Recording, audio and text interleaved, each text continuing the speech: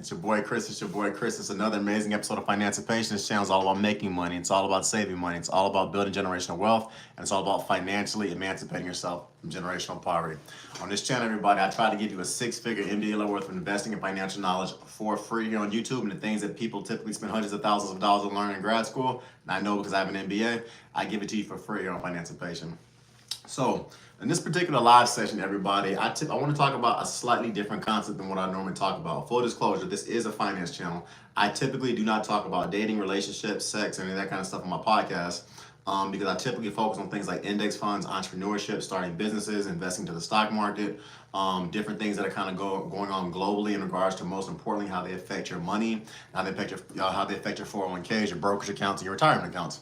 But every now and then, something will pop up and it'll make me kind of sit back and think about finance from a slightly different perspective. And something like that actually happened a little earlier this week. So, full disclosure, if you're not familiar with my channel, as I said earlier, I teach you essentially how to get wealthy. That's what I talk about.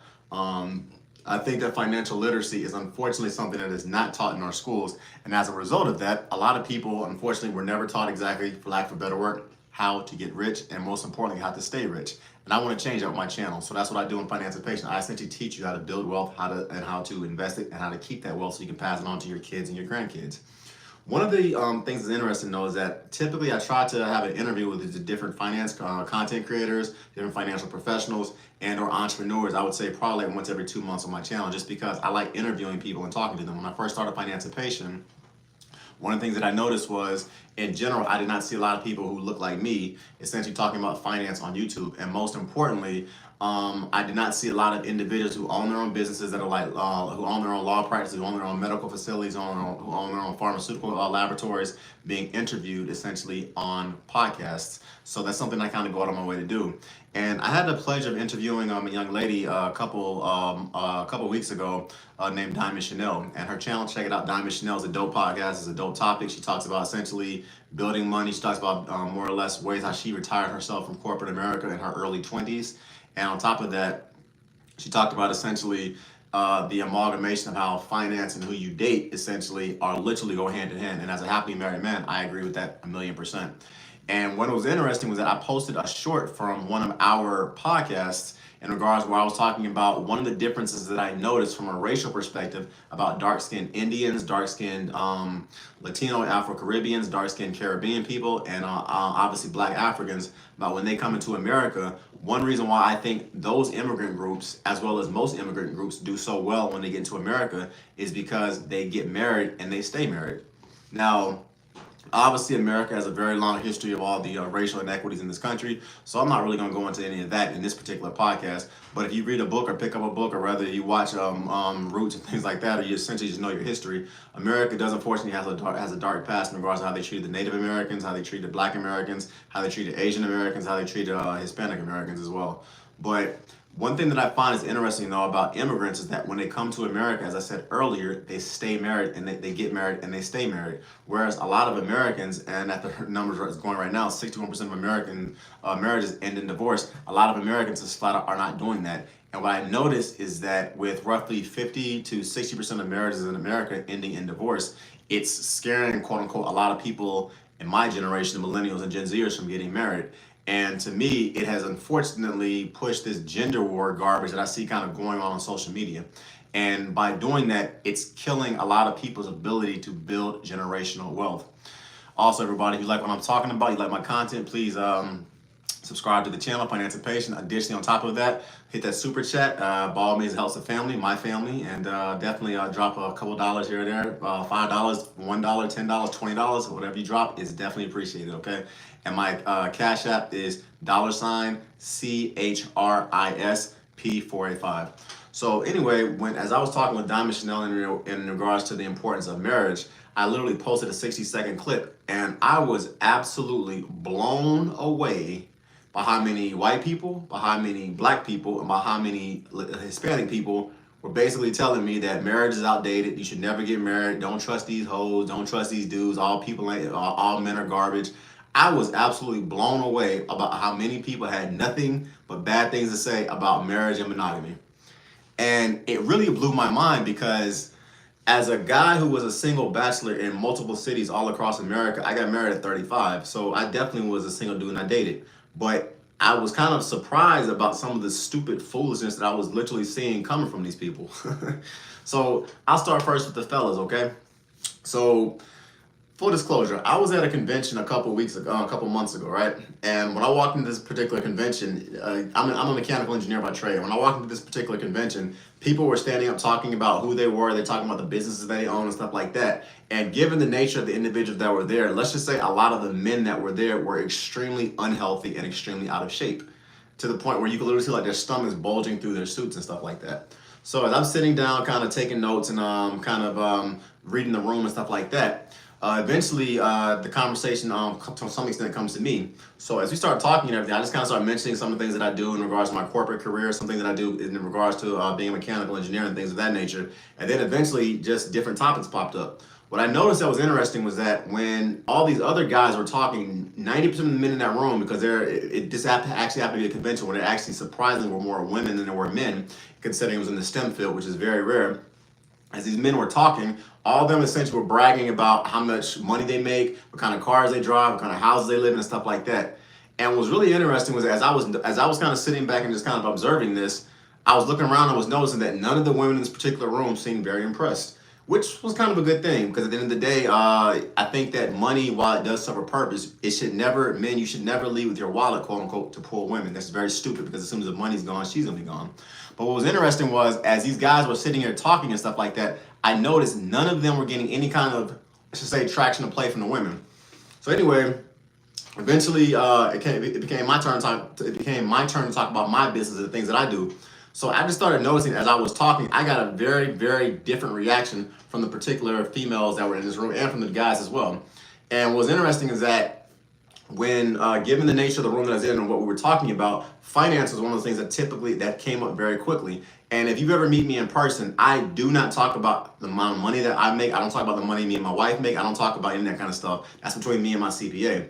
And I've always been the kind of guy that when I was a single man, when a woman would ask me how much money I made, I would always lie and say 20 and basically say 25% of what I made. So if I made $100,000 a year, I would tell her I made $25,000. If I made $150,000 a year, I would tell her I made 30. I would tell her I basically made about $37,500 a year. So I would always lie and say what I made because to me, I never wanted somebody to be with me because of the amount of money that I made. And what was weird was when this particular room that I was in, all these men were bragging about the kind of cars they drive and what houses they live in and how much money they make. And they got no whatever play from any of the women that was there. I literally just said what I do for a living, what I do with Financipation, what my corporate salary does, what my corporate career does in regards to what I do as a mechanical engineer. And I literally had the entire room watching me. Now, it was great for Financipation because I got about 150 different new subscribers, more or less, just from being at this convention for a few days. And it was also kind of cool because it hammered home the point that I always try to say to men. It does not matter how much quote unquote money that you make. If your body is trash and you don't take care of your anatomy and you don't take care of your body, your stomach is hanging below your Johnson essentially, people are not going to respect that. Yes, they may quote unquote sleep with you. Yeah, they may quote unquote go on a date with you. They may quote unquote try to take your money. But at the end of the day, money does not supplant presence. And if you're quote unquote leading purely by your money, fellas, and that's all that you are, and you don't take care of your body, you're not going to essentially get the results that you want. Another cool thing I noticed about it too is this: I can literally talk finance, I can talk mechanical engineering, I can talk index funds, I can talk stock market investing, I can talk real estate investment trust. I can literally talk about that stuff all day, period. And the reason why is because I'm very dedicated and I'm very disciplined when I talk about those subjects. But what's interesting is that I never have to actually walk into a room and tell people any of that stuff or talk to people about that kind of stuff. They naturally gravitate toward me. And I think one reason why that is because when you are physically in shape, fellas, and you take care of your body, the discipline that requires, it leads to other areas in your life. I have never walked into a room and people just flat out ignored me. For whatever reason, when I walk into rooms, people notice. XRP and ice cones are the way forward in precious metals, bro, I'd say.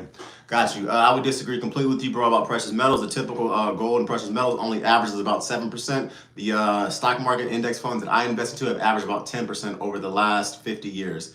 So I would disagree with that, okay? But that's just my personal opinion. And I have about 65 years of data to show more or less that precious metals, they do have their place. They're a good hedge against inflation, and they are a very small portion of my portfolio. But I disagree with that. I would not go 100% into precious metals. If I were you, brother, I would buy the entire stock market. And I also would invest into a business, and I would invest into real estate. That's my opinion, all right? But what's interesting is that, fellas, as I was saying, money does not supplant presence. It does not supplant having discipline. It does not supplant taking care of your body.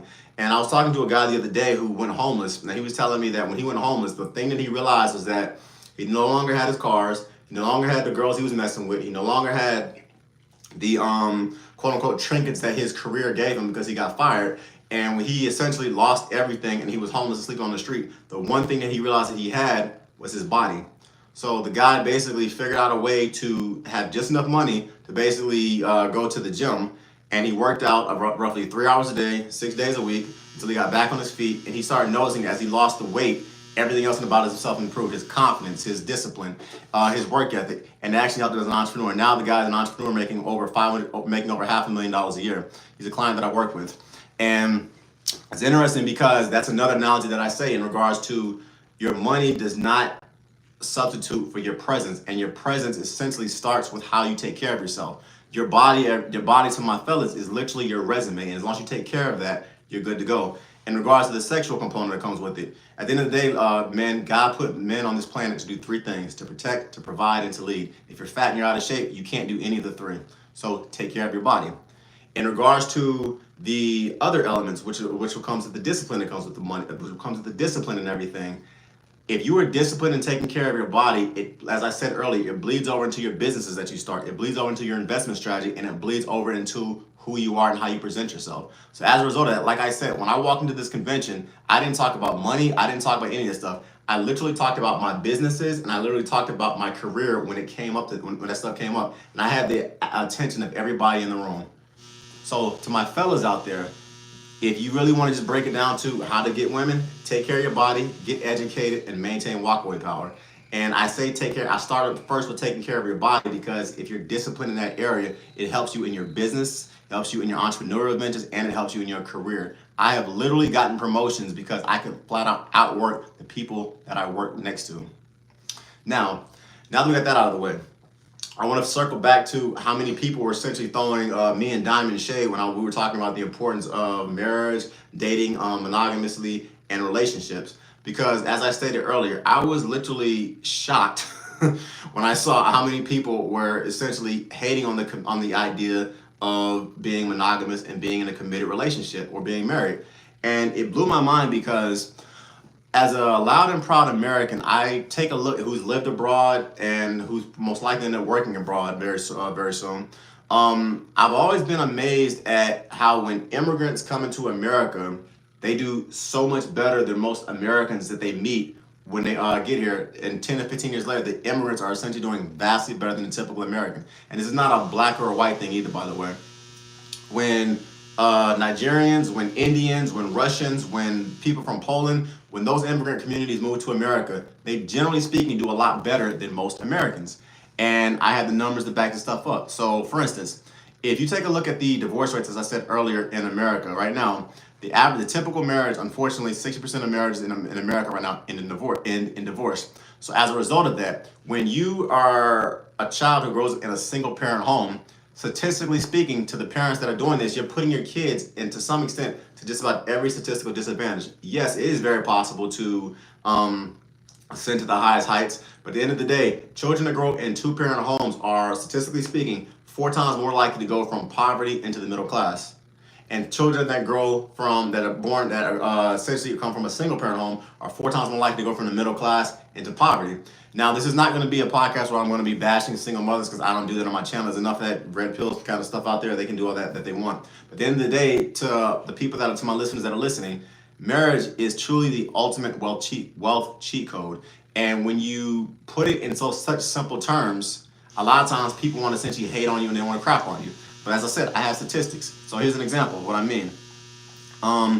In the real world, 95% of Indian immigrants, when they come to America, they get married and they stay married. 90% of immigrants from Bangladesh, when they come to America, they get married and they stay married.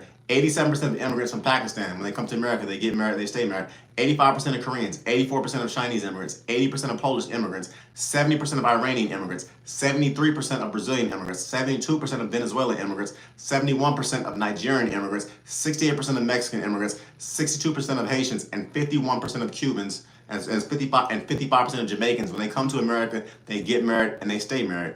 And what's also interesting is that if you take a look at any group, I don't care whether they're Venezuelan, whether they're Dominican, whether they're Iranian, whether they're Moroccan, every immigrant group, when they come to America within 2 generations, they generally speaking are making vastly more money than $60,000 a year as a family. And why do I say $60,000 a year as a family? Because the average American family in America right now brings in $65,000 a year. So if the average immigrant community is making more than that within 2 generations of being in this country, what is it that those communities are doing that we're not doing? And for what I'm seeing as an American, as a lot of proud American, those communities are coming to America and they are getting married and they're staying married. Now, I truly have always said this. If you take a look at any community in the world, I don't care whether you go back to the Romans, the friggin' Babylonians, the ancient Black Egyptians, you go to if you go to the Syrians, if you go to the Ming Dynasty, if you go to any of the Native American empires in Americas in regards to the Mayans, the Aztecs, the building block of every last one of those communities, everybody, was family and marriage.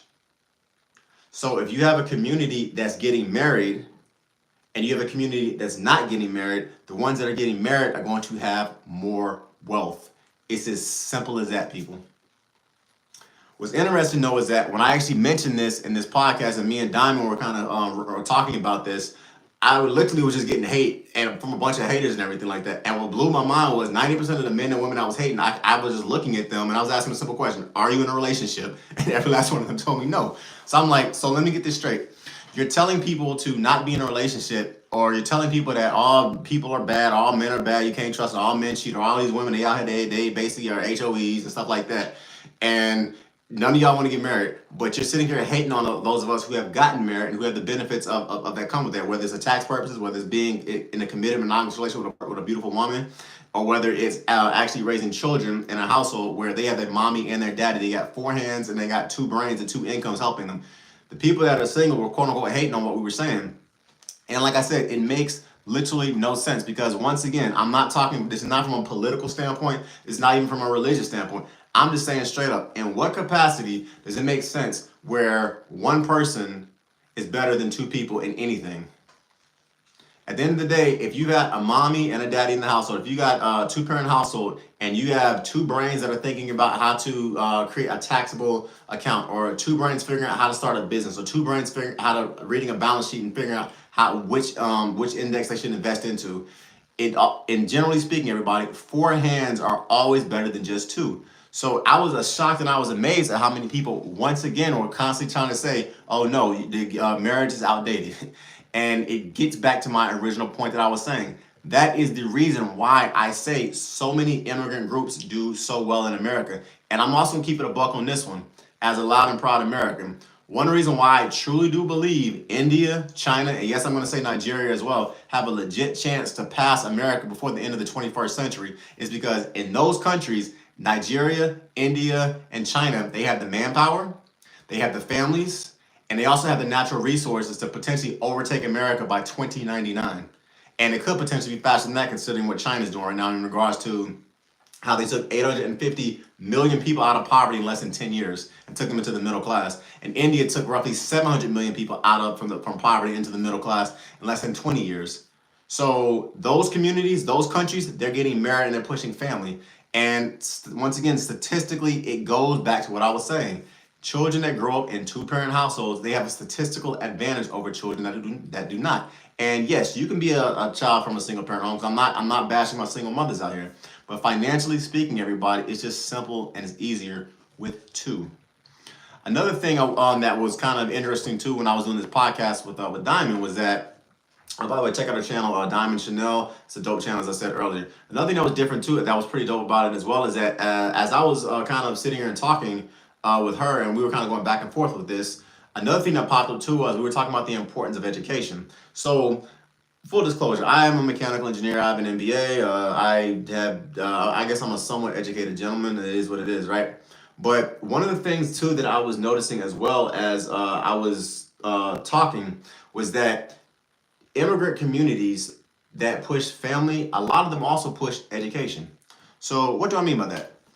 So, as an engineer, these groups have huge populations, do not have great families in those countries. I would disagree, the God. I would disagree. As a guy who married an immigrant from a Caribbean country, who also, shout out to my beautiful wife, she actually grew up in a single mother home, and my mother in law is a phenomenal mother in law. So, she's a one in a billion type. I would disagree with that. When you go to the Caribbean, there are a lot of women that honestly grow up in two-parent households. That's one reason why there's an entire movement online telling men to basically go to the Caribbean to find your wife, or to go to Africa, or to go to Thailand to find your wife, because a lot of these immigrant groups from these other countries, they still push, essentially, to some extent, a patriarchal society where women are very respectful to their men, and they also push a society where the girls essentially come from, and the sons come from two-parent households. So I would disagree with that, the God. I would disagree with that, brother. 1 second.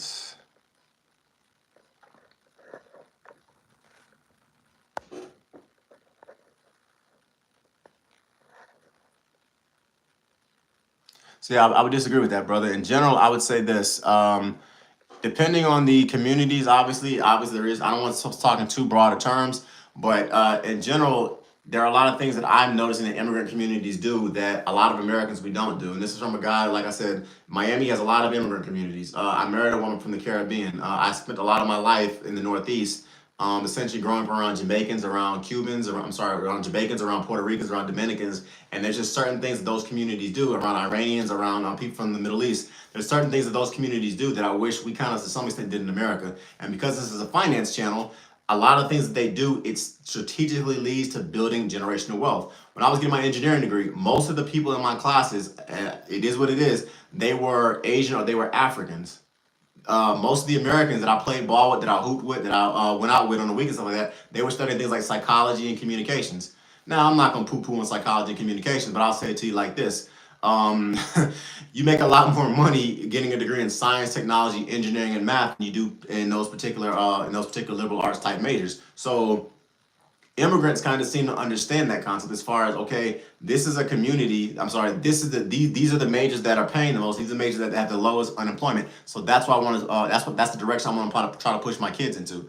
Those groups understand that, and I think that as Americans we need to kind of come up to speed with that kind of stuff, because to me, a lot of the mistakes that we were making as a country stem from that. We're not getting married at the numbers that we should be. We're not pushing monogamy and being in committed relationships the way that we should be.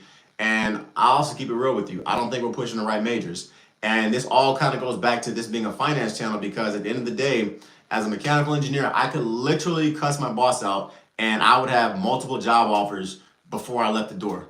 I mean, as an engineer, I get job offers every day. As a guy who has an MBA who teaches finance, I get job opportunities every day. So we have to start pushing the types of career paths that are going to push our children into the next stratosphere. And financially speaking, those are careers in the trades, blue collar. Those are careers in science, technology, engineering, mathematics, healthcare, law, or finance. So I would disagree with you about that one, brother, when you say that those communities aren't doing well. And another thing too, as a guy who actually has lived in other countries, like I said, there are just certain small, slight differences that make them, to me, a little bit more family oriented. So, for instance, I'll give you an example. In Asia, they have a concept called ikigai, and it's essentially excellence in all things. And one of the areas that they push excellence is that they say you should always be planning your life 7 generations in advance. So in those cultures, there is a huge, and it's the same thing in African cultures as well. There is a huge push to essentially make the next generation have a better education, have better job opportunities, and have better entrepreneurial business opportunities. They literally plan their business 300 to 400 years in advance. So that's a concept I wish we kind of took in America, because in America right now, it's literally all about, I'm gonna get mine. I don't care about the next generation. I don't care if a million children starve to death. I don't want to pay one more penny of my money in taxes. That's unfortunately kind of the idea that we push in capitalism in America. And I think that if we don't change that concept, everybody, we're going to be completely blasted by the next generation. So in general, everybody, once again, this is Financipation. Please like, comment, share, subscribe to the channel. Check me out every Sunday at 9:30 Eastern Standard Time. And additionally, hit that super chat button. My cash app is $Chris P485. Chris P485. So family, everyone, is the generational building block of every community, of every country, of every culture, of every region. And like I said, when I was doing that podcast, I was blown away about how many people don't want to push family. Another thing that was kind of honestly worrying me about too was I was kind of having like a friendly back and forth with a couple of the people that were sending me comments, because at the end of the day, if you comment on any of my stuff, I am going to, if you clap at me, I'm going to clap back. I'm not going to be disrespectful. I'm not going to be rude, but you will realize you were talking to a grown man. So I'm going to get back to you. I'm going to talk back to you. But what was interesting was that as I was asking, I was talking with the fellas first. As I was talking to these guys basically about just their lifestyles and their choices, they're saying, yeah, I got this many women, I got this, I got that. And as I was talking, I was like, well, is the girl just with you? They were like, nah. I was like, well, you have community property, bro. Everybody's running through that same girl. So what are you talking about? And then secondly, I was asking these guys, like, all right, cool. You're such and such an age. What's life gonna look like for you at 60? Because when you're in your 30s, your 40s, and to some extent your 50s, you're still strong enough to quote unquote try to be in this, to kind of pretty much run a lot of people. But what's life gonna look like for you when you're 63, 64? You have a bunch of baby mamas that hate you, a bunch of kids that want nothing to do with you, and you're dying alone. Yes, marriage is the most important element of society. Black people who preach anti-marriage are stupid. I agree with you, the God. That is just so true. That is so true. Anybody that preaches this garbage that you should not get married or you should not be in a committed monogamous relationship, they're plumb fool. And yes, I get it. Don't rush into it. I got married at 35. Don't rush into it. Definitely, whoever you're with, spend your time. Get to know that young lady. Spend a lot of time. Get to know her. Find out who she is. Check out her family. Find out where she comes from. Check out the vines to the tree, essentially. Find out what she's about in her life. Because marriage is definitely the ultimate wealth cheat code. But if you marry the wrong person, it's the exact opposite. So anybody pushing this stuff on social media, and I saw this a lot, particularly during COVID and a couple of years after that, where there was like this gender war where everybody was kind of beefing. I honestly truly believe that a lot of that stuff was just garbage from other communities impersonating certain communities and keeping us poor. Because at the end of the day, it is extremely hard to buy a house, a standalone home if you are on one income. If you're making $85,000 a year, that puts you approximately $30,000 above the national average. But it's extremely hard to buy a home in any major metropolitan city if you make $85,000 a year. But if you make $85,000 a year and your partner, she makes $45,000 a year, you guys are a $130,000 a year household.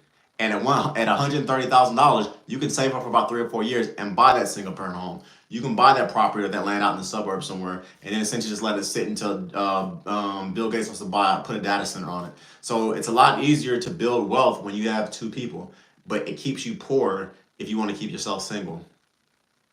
So that's one of those kind of things that I was never really a very big fan. I've never really been a big fan of the manosphere or these feminist kind of things going on, because to me it pushes us being apart, and it's not the way God intended it. God wants us to be together. At the end of the day, man was made for woman was made for man. And if you're constantly doing things to stay single and to juggle a bunch of women and stuff like that, yeah, it's fun and it's gonna have and it has its peak and all that kind of stuff. But at the end of the day, you're gonna die very lonely and a very miserable and probably a very broke man. So it's one of those kind of things where I just think that people need to honestly sit back and kind of truly evaluate, okay, what's important in my life? What am I doing? Where am I going? And anybody that's pushing that stuff, just ignore them. And it was also interesting too, and now I'll talk about the ladies. Um, it was funny because some of these women on here essentially were basically telling me the same thing. Oh, men, you can't trust men. No, they're this. Men or women are superior to men. All this kind of foolishness. So it was interesting because all the women that were saying this stuff, if you just clicked on their profile or their pics, it was no guys. It's a bunch of dogs. I'm like, so literally, lady, I would say buy a dog and die alone, but there's no point to say that because you already are. And secondly, on top of that, from a financial perspective, from a financial standpoint, this is a sexist society, unfortunately, that we live in. So typically speaking, the average woman doing the same job as the average man makes a lot less money. That's not fair and it's not right, but that is unfortunately the way it is in the United States of America. So as a result, ladies, if you are honestly pushing this, I'm going to be a strong, independent woman, I'm going to die alone, essentially, you are putting yourself at every financial disadvantage. Now, I'm not saying you should go out here and be getting a committed relationship with every Tom, Dick, or Harry. No. Ladies, be extremely selective about who you're with. But the idea that you want to essentially never be with the guy, never try to build with a person that wants to build with you, you are setting yourself up for financial disaster and, more importantly, for a lifetime of loneliness and emotional disaster. And I was literally shocked at I was posting content talking about the benefits of marriage, particularly in the black community, and there were so many people, black, white, and everything else, coming at my neck about that. I was just like, man, we really have gotten to a point in our society where saying that you should commit to one person is considered, I don't know, you're simping or you're considered a weak dude. It just blew my mind. I was just like, man, this is really to the point that we've gotten to our society, and it's really actually, honestly, I'm gonna be real with you, pathetic. Because at the end of the day, a lot of the women that I see running around that are talking that nonsense, they're going to die with a lower standard of living than their grandmothers who grew up in the Jim Crow South. And I've seen it with my own family members. So please get away from that nonsense, get away from that foolishness, and don't do that because it's literally just keeping people poor. By all means, everybody, keep the questions coming, keep the questions coming. Another dope thing, too, I will say as well about the importance of being in a committed monogamous relationship is that in a lot of ways, if you have somebody that you're building with, you can think long term for them. This is a disinformation campaign targeted Black Americans. Actually, brother, it is not a disinformation campaign. First and foremost, I am very clearly African American, and secondly, it is dumb to spend the rest of your life not getting married. And I'm not making this about black and white people because I had white folks in the same thing talking crap about the channel when I was saying you need to get married. So I'm not doing a disinformation campaign, dude. That's the first thing. Secondly, in what world do you live in?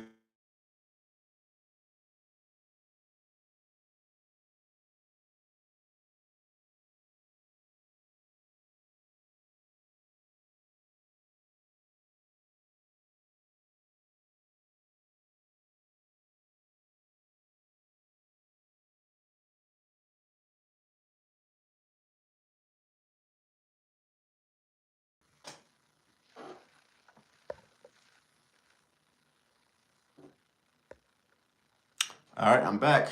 Can you hear me now? All right, got you. Can you hear me now? Cool, cool. So what I was saying was, in what world or what society does a person want to be where they're not, they have nobody to go home to, they have nobody to build with, they have nobody to essentially grow old with. I remember I was at an entrepreneur convention a couple of years ago, and somebody said it makes no sense, and I agree with this. It makes no sense to essentially build an empire, to build a castle, and then to come home and by yourself every night with no queen. And I agree with that. And I work in a career where a lot of men essentially end up losing their families and their wives because they work so many hours essentially trying to get the proverbial bag. Because the industry that I work in, there is a direct correlation to how much you work and how much money they're going to pay you.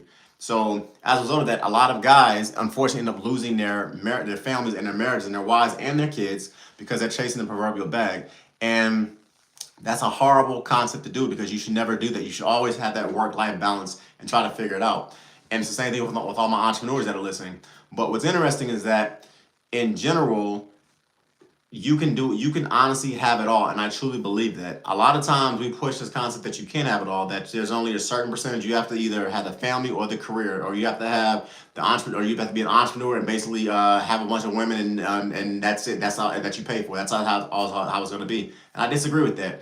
I have seen it firsthand how people literally have the beautiful family, the beautiful wife, the kids that aren't screw ups, and they got the proverbial and they have the proverbial bag and they have the six figures. And it's very possible to do that, especially if you invest your money correctly and you let it grow passively. So the next concept that I want to kind of talk about is we already talked about how immigrants, to a large extent, from what I'm noticing, they push marriage and they don't get divorced. They also talk about, and I've also mentioned that the fact that they push education. Well, another thing that I notice among highly successful people and immigrants I notice as well is that they, typically speaking, don't have a lot of babies out of wedlock. Now, I'm not going to get into the abortion numbers with that because that was kind of a little challenging to find. But I will say this, everybody.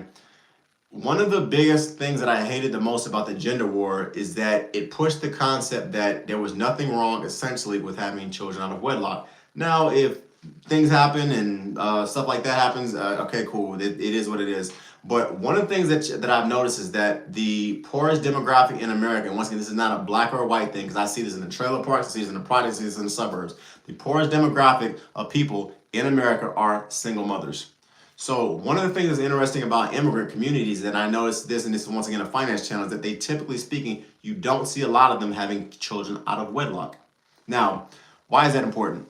Because at the end of the day, if you factor in how much money it costs to send a kid to college, if you factor in how much money it costs for a formula, if you factor in the immigrant status often weaponized against Black Americans, Americans tend to brain drain the best immigrants from their respective country. They're not the average representation of their country. I agree with that, brother. I agree. You are correct. If they take the smartest Nigerians, they take the smartest Jamaicans, they take the smartest Cameroonians, they take the smartest Tunisians, they take the smartest Black Moroccans, and they bring them to America. Why? Because America, or at least at one point, wanted the best of the best immigrants. I agree with that. And yes, there is an element and agenda to say, okay, cool. If those people did so well in America, why can't you Black people? I agree with that, brother. You can go to Fox News or any Trump campaign. That's pretty much all that you see. But herein lies the difference. Two things to be true at the same time. You can look at a group and figure out, okay, what are they doing right? And you can look at a group of individuals, whether it's people in the trailer parks, or people in the hillbillies in Appalachia or whatever, and say, okay, what are they doing wrong? And my personal advice is follow the example of the people that are doing stuff correctly. I am a loud and proud American. Seriously, I'm gonna serve in the military. I love this country and I always will, even if this country has never loved me. But at the end of the day, you can learn from anyone. Anyone. You can take a look at the struggles of immigrants that cross the border illegally and what they do to try to get into this country and say, okay, cool. Those people, if people are literally dying to get into America, what is it about America that they want so bad that's making me not want to become a straight A student in the United States? I mean, you can look at ball, you can look at basketball or whatever. The guys who essentially are the best in basketball, it doesn't matter whether they're a white European or they're a Black American kid from the hood. What is it? They're hungry and there's something that they want. And because of that, it gives them a work ethic to want to basically get as good as possible can, whether it's Luka Doncic, Nikola Jokic, or LeBron. It does not matter. You can take the same concept and apply it to any other factor of your life. Why is it that Nigerians, or why is it that Asians, or why is it that Cameroonians to some extent, why is it that people from Ghana are fighting so hard to get into the United States of America? Because we have this gift called capitalism. And I see a lot of immigrants taking full advantage of that gift.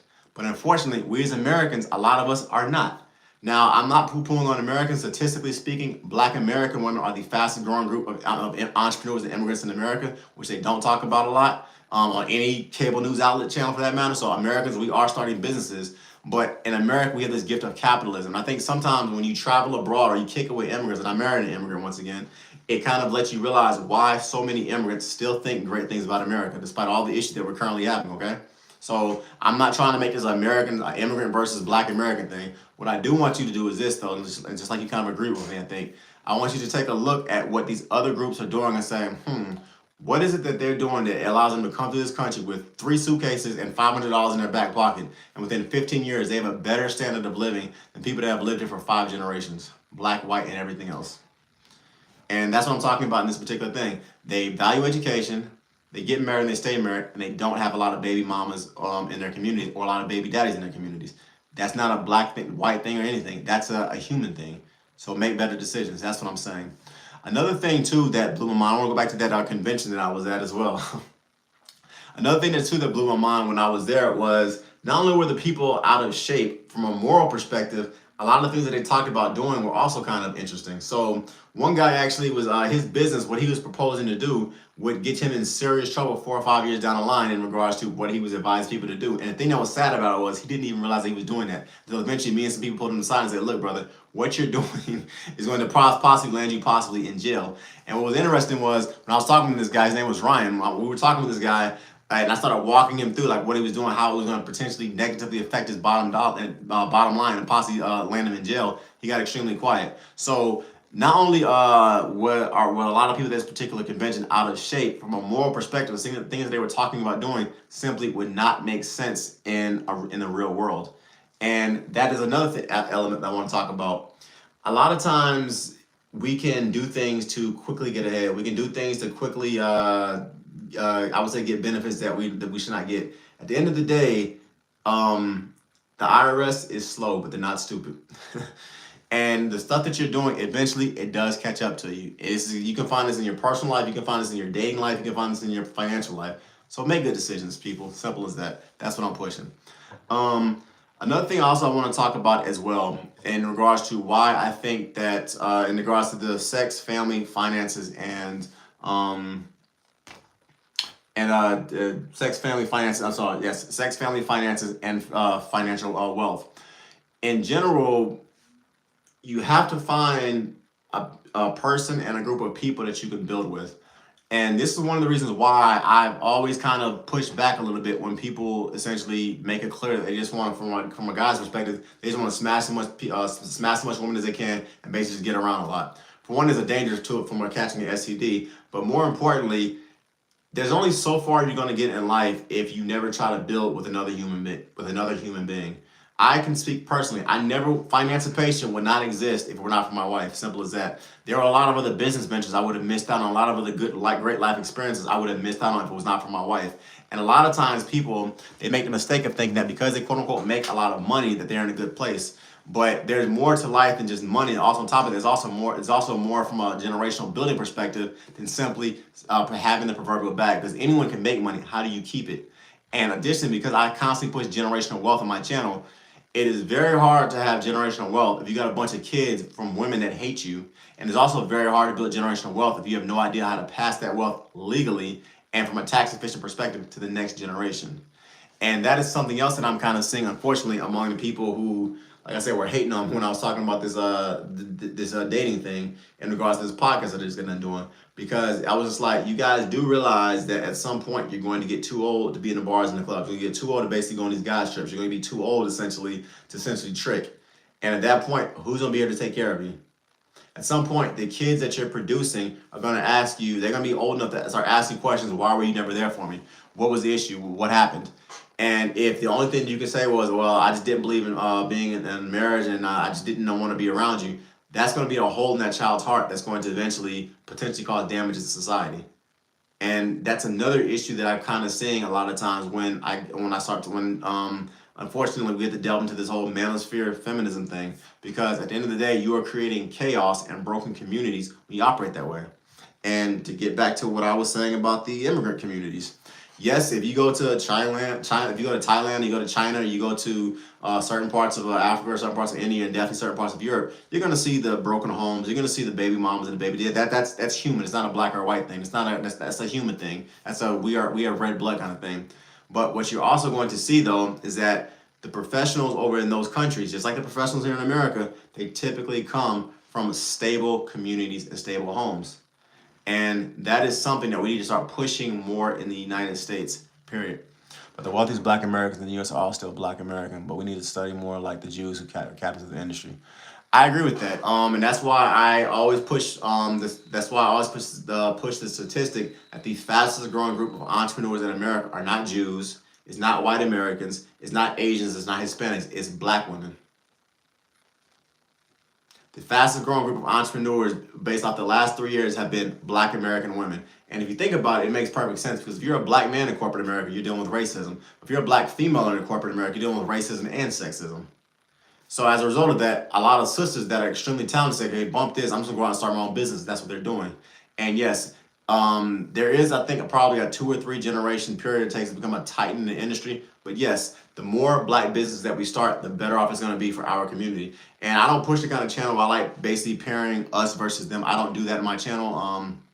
I think at the end of the day, humans, we do truly do better when we mingle. But I do think that in the black community, it's time we start having our own businesses. It's time we start having our own engineering firms. It's time we start having our own Fortune 100 companies, because every other group is doing it. And at the end of the day, and this is also something that I was going to get on later in this podcast, in this live session. At the end of the day, every other group, when they start their own businesses, who do they hire? They hire people who look like them from the same culture, and there's nothing wrong with that. So it's time we start doing the same thing. So I agree with that, the guy. I agree with that. By the way, everybody, please send a super chat. My Cash App is $CHRISP485. And it's funny you say that as well, brother, because I want to talk more about that. Another thing too that I noticed is pretty dope about Jewish people are like 3%, and they make up 30% of the billionaires. Yes, we need more engineers, lawyers, doctors, and technologists. That is very true. But also keep in mind, we also start from a very different place. In the dark ages, everybody thought that people who had money were going to hell as a result, because they hated quote unquote Jews. They gave a lot of their money to the Jewish people, which is the reason why there's so many Jews today that are in finance and banking and stuff like that. Because in the Middle Ages, they gave their money to the quote unquote Jews because it was considered a job that would send you to hell.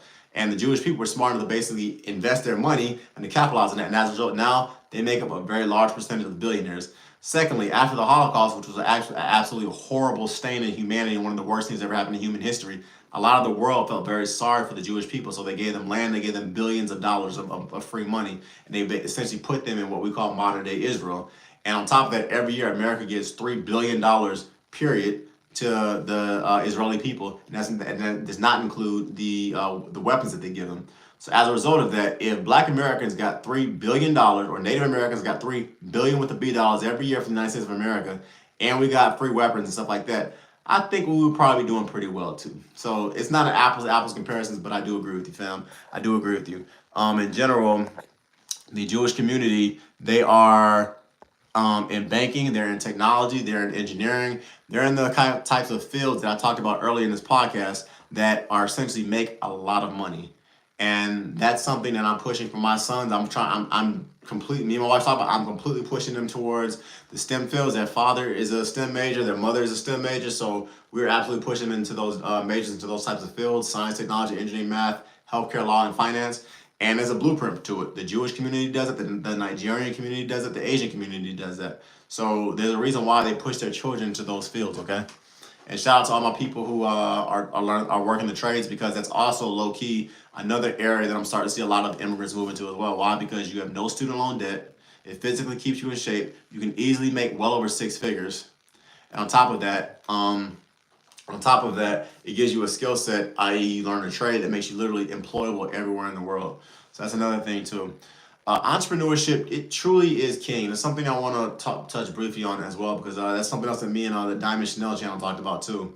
Corporate America is cool. You get your experience, you get your 401k matches, you get your ESOP program, your employee sharing option programs, you get your company truck, you get the camaraderie of working with coworkers, you get to mingle, also get to learn very good contacts in the respective city that you live in. But corporate America is always going to be a bus that you're riding on. It's never the bus that you own. As a result of that, I think it's also always a good idea for everybody essentially who works in a 9-to-5 job to always have a business on the side, constantly. I constantly push that because at the end of the day, the American tax laws, whether it's a SEP IRA, whether it's a solo IRA, whether it's the tax laws as far as how you can, if you own a business, you get to spend your money first and then you get taxed. If you're a W-2 employee, you essentially have to get taxed first and then you get to spend your money. The American tax laws are specifically and strategically placed to benefit the business owner. God, appreciate it. Oh, thank you, brother. I appreciate that. $10. I appreciate that. Thank you, man. Thank you. Thanks for the conversation as well. And by me there, right? Please keep the comments coming. Please keep the comments coming. But the American taxpayer, the American idea of capitalism, which I personally believe is the greatest government in the history of the world. A lot of people crap on capitalism. I don't do that on my channel. I think capitalism is like all governments. It has its good aspects and its bad aspects. I think in general, the good aspects of capitalism outweigh the bad aspects. But in American version of capitalism, please start a business. It's easier to start a business than it is to apply for a job. If you don't believe me, if you apply for a job, you got to interview multiple times and you have to create a resume. Whereas you can go on LegalZoom.com and within 20 minutes, really within 15 minutes, you can create a business, have a legal employee identification number or EIN number. So start a business, everybody. And if you're curious what that business is, you can go to ChatGPT or Google a business and say, okay, what are the 15 best businesses to start in 2025? Or better yet, you can find one of your hobbies and start a business doing that. I did that when I did personal training. I did that for other stuff. So please, everybody, start a business, okay? It literally is the best decision you will ever make. Keep the questions coming, everybody. Keep the questions coming. And that's another thing is too that I noticed as far as like a lot of immigrants as well. They push business ownership. They push starting businesses. I think Americans we're getting on that tip as well, because we're starting to realize, okay, why is it that I am the best in my career in this particular region, but I'm working for somebody who is a lot less smart than me, or who does not work nearly as hard as I do. That was something I always felt that's something I always dealt with in corporate America. So a lot of people are starting to realize the benefits of that. And the thing that's kind of cool too about owning a business, and I know this just from Financipation alone, there's a certain language that entrepreneurs that we speak that only entrepreneurs speak. It's almost like having a baby, and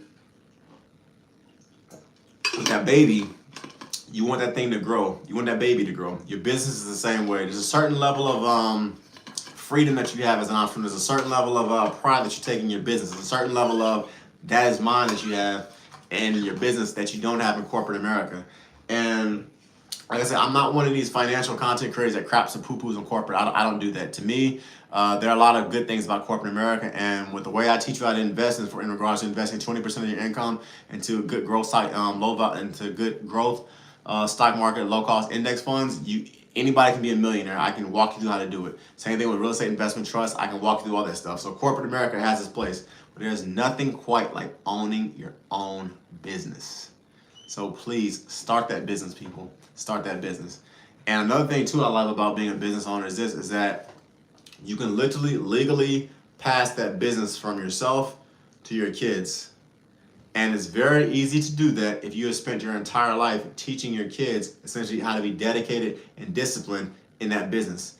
And you can do that essentially by, once again, being committed to their mother or to their father, to the ladies that are listening. So it's one of those kind of transitions where, as a business owner, it's very easy to take that baby that you built and hand it to your kids, generational wealth. And to the brother I was talking about, the Jewish community, the Asian community, and also to the Nigerian community, that is what they do. They'll start a business in their 20s. They'll start a business in their 30s because they'll spend 10 years in corporate, learning the ins and outs of the industry that they're in. They'll start a business in the late 20s or the early 30s, and then from there they spend about 25 to 30 hard years basically building that business. They retire in their 50s and then give that business to their kids. And that, everybody, is a recipe about how you build generational wealth. Because on Financipation, that's what I push. I push you marrying the right person. So fellas, get educated, take care of your body, maintain walkaway power, and maintain your confidence. And I push ladies, you marrying the right person, taking care of your body as well, learning the things that pretty much what we're looking for, selecting the right partner for committed monogamous relationships, and essentially building a life for that individual. That's the stuff that I push on Financipation because I want as many people as possible that are listening to my voice to retire decamillionaires. And it's very possible, everybody, in capitalism. Yes, it takes time. Yes, it takes a lot of hard work. Yes, it makes being a shrewd, crafty investor who does not go up and down with the whims of the latest stock market, shiny new objects, stuff like that. Yes, it takes time. But at the end of the day, everybody in America that's disciplined, that has a good career path in regards to whether it's blue collar or white collar, they can become a millionaire and they can retire with dignity and respect. That's what I push on my channel, and that's what I teach.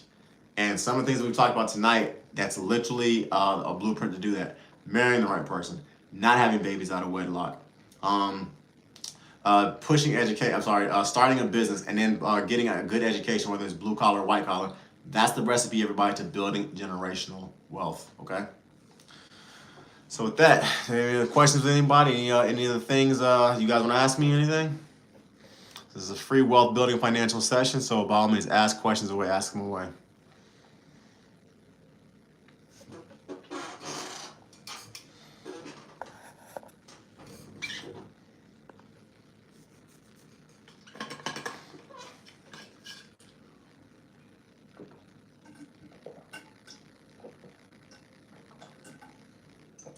Funny because as I was talking with some of the people that were kind of coming up my neck a little bit in regards to that short that I posted, in regards to that podcast that I did with that other podcaster, it was really interesting. I won't say interesting. That's not the word I want to use. It was kind of sad actually because a lot of them, as we just kind of started going back and forth, I started asking them straight up, okay, how much money do you have in your 401k? How much money do you have in your brokerage account? Okay, what are your dating options? Okay, what are your dating options going to look like when you're 60? Who's going to take care of you when you're 65? Because of the choices that you're making right now as a young lady in her early 20s, those are the great principles in life. God, education, health, finance, family, mindset, psychology. I agree. I agree. Bro, I like the question you're asking me, man. Definitely reach out to me, DM me privately. Let's do some, let's do a one-on-one. I like the questions that you're asking me, and I would definitely like to help work with you one-on-one, help you build generational wealth and be able to pass that wealth on to the next generation, whether it's your kids, whether it's your nephew, whether it's your niece, whether it's your family members, whoever it is. I like the questions that you're asking me, and you're right, that literally is what it boils down to. You have to have an idea in regards to the principles in life are, like you said, God first, education, taking care of your health, and your finance, your family, and your mindset. And that's another thing too. I didn't really talk a lot about it in this particular podcast. But that's another thing too that I noticed. I'm not even just talking about immigrants with this one. Any immigrant that I have noticed, generally speaking, if this is right, everything else falls in line. if you have a strong mind and you're willing pretty much to learn, you're the kind of mindset where you're willing to get up and leave where you grew up and leave the family members that you because you know you can have a better life somewhere else. That kind of mindset, that kind of resiliency, that kind of dedication to improvement, it goes to so many other different factors in life, whether it's the spiritual, whether it's the financial, whether it's your investments, whether it's you starting a business, whether it's you just become a better human being and a better individual. People that have the correct mindset about anything, those are the individuals that are going to be here one day, and then next year when you see them, they're here. And then 10 years later when you see them, they're pretty much all the way up there. Those are the individuals that succeed regardless of what situation you put them in or where you throw them.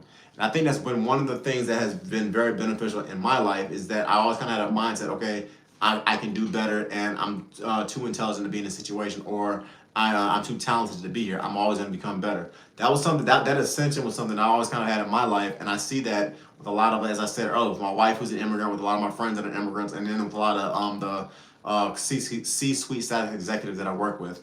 So that's what it's about, everybody. That is truly what it's about. Before I bounce, anybody else, any other questions? And thank you for the comments, everybody. I appreciate it. And thank you absolutely for the super chat. Once again, my Cash App is $CHRIS P485. Chris P485. My first name, letter P 485.